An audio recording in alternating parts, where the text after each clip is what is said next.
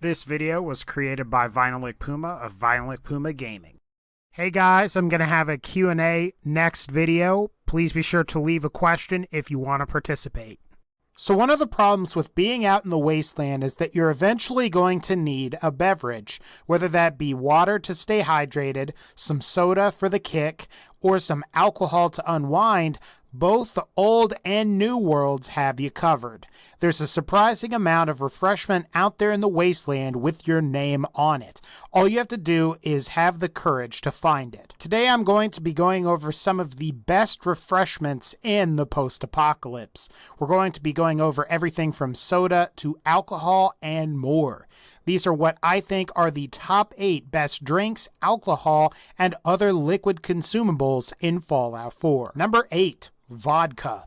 So I've come to the conclusion that warm vodka in a plastic bottle is pretty much, well, it's shit. However, cold vodka in either a glass or a ceramic bottle is actually pretty good. Now, I debated between including Bobrov's moonshine and vodka in this countdown, but I think I'm ultimately going with vodka for a couple of reasons. I prefer boosting your maximum health rather than the normal healing that you get with the moonshine, and while you don't get the charisma boost from the vodka is much more common to find, and if you do decide to buy some, it's also much cheaper to buy. And for the uninitiated, vodka boosts max health by 25 points and strength by just 1 point. And vodka is 1/6 the in-game value when compared to Bobrov's moonshine. Now, from my experience, it seems like when I actually sit down to play Fallout 4 that I can't go more than an hour without finding some vodka, especially in the downtown Boston area. I think I prefer vodka over most of the other alcohol choices in the game, like either rum, wine, or bourbon. It's not the best alcohol available, but we'll get to what that one is later. Number 7, whiskey. Just like in real life, whiskey literally puts hair on your chest in Fallout 4. Unlike most alcoholic drinks that provide +1 to strength and then +1 to another special stat, whiskey only boosts your strength stat, but it does so by 2 points. However, like all other alcoholic drinks, you get a -1 intelligence debuff, and both the buffs and debuffs are doubled with both the party boy and party girl perks. I think that whiskey is a good drink for melee characters and goes really well with the buff out chem. If you were to have the effects from both active at the same time, that'll give you +4 to strength, +2 to endurance, and +50 points to your maximum health. And this can provide a significant boost to your overall damage output and survivability both in and out of survival mode. And like vodka, the nice thing about whiskey is that it's really cheap to buy. The listed in-game value for both vodka and whiskey is just 5 bottle caps. So I recommend that you stock up on this stuff anytime you enter a town with vendors that sell alcohol. Good places to buy whiskey and vodka are Diamond City and Good Neighbor. Number 6, Purified Water. Yes, I know, water seems pretty tame compared to both whiskey and vodka. However, I do have my reasons for including it here. Purified water is a fairly decent item in other difficulties. However, it's one of the best and most important items in survival mode. This is because it's the most reliable way to hydrate your character without incurring radiation damage. And you're also much less likely to get sick drinking purified water as well. Otherwise, purified water is fairly unremarkable. It only heals you for about 40 health points or so. And acquiring purified water is somewhat difficult.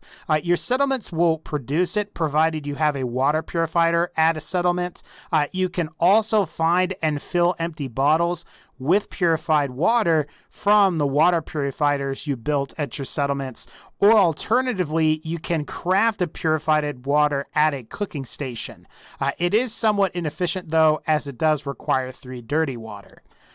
You're definitely going to need this item for survival mode, guys.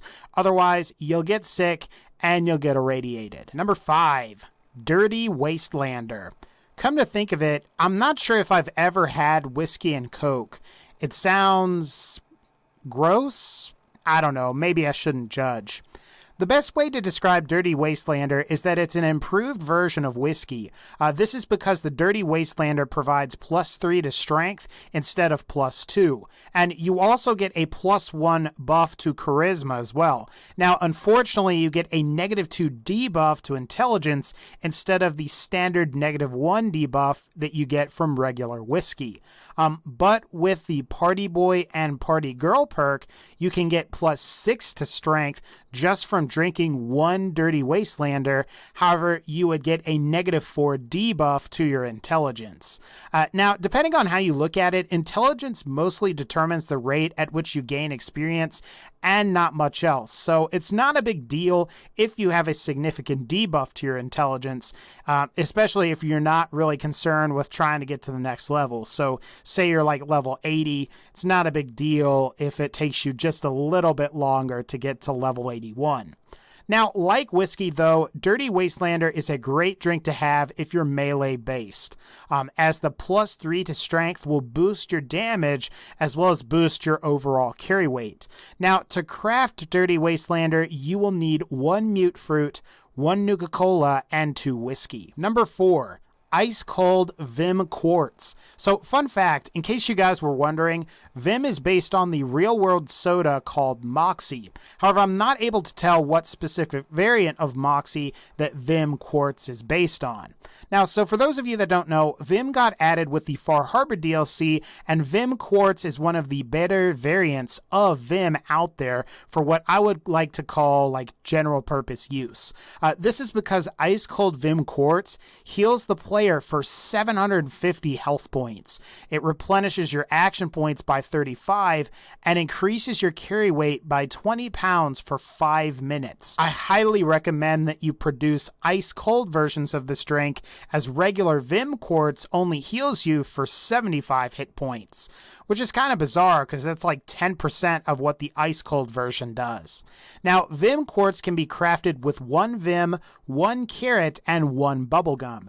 To produce that ice cold version, you will need the Buddy drink cooling robot from the vanilla game.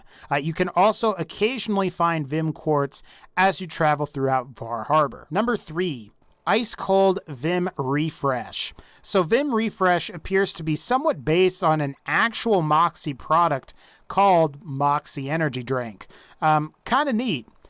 Vim Refresh is primarily designed to restore action points and boost action point regeneration.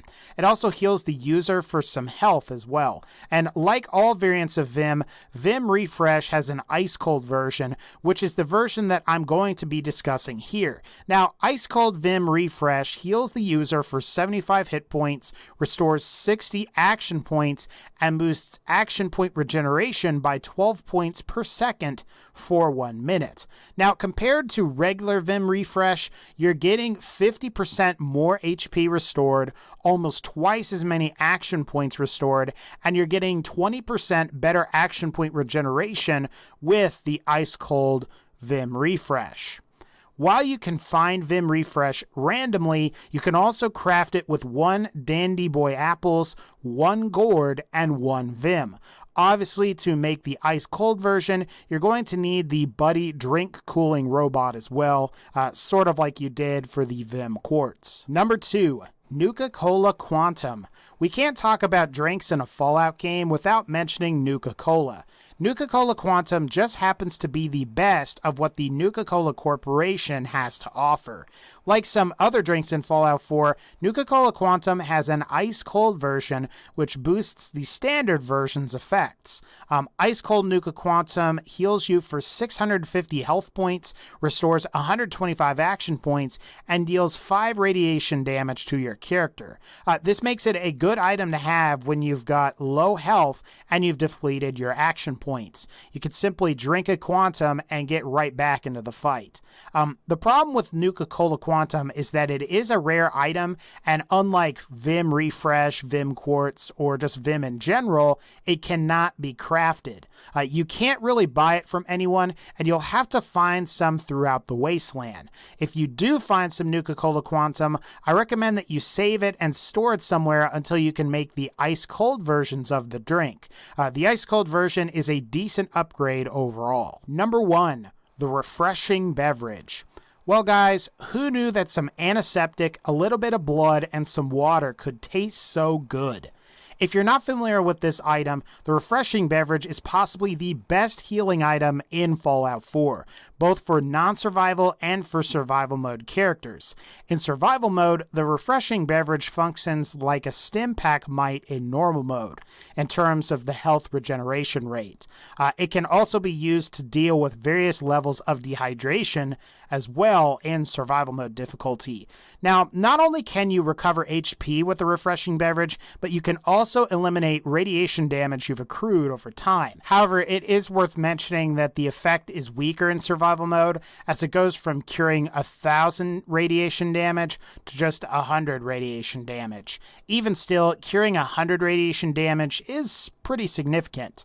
Now, provided you don't have the chem resistant perk and you are addicted to either chems or alcohol, the Refreshing Beverage can cure those addictions. You can craft refreshing beverages with 3 antiseptic, 1 blood pack, 2 purified water, 2 Radaway, and 1 stim pack. Some of these resources are fairly uncommon. However, in survival mode, you'll find that using Radaway and stim packs can mess up your immunity and get you sick, so it's more likely that you won't be using those and you'll be eating food instead. And ultimately, you'll have a bunch of those items and you'll be able to create plenty of refreshing beverages. Anyway, guys, that's going to pretty much wrap up this particular video. You like this video, please be sure to leave a like. About the Q&A, we're going to be doing that, I think, on either August 3rd or August 4th. It's just going to depend on how things go throughout the week, but you'll know when it ultimately goes up. Anyway, guys, again, take care, and I'll see y'all next time.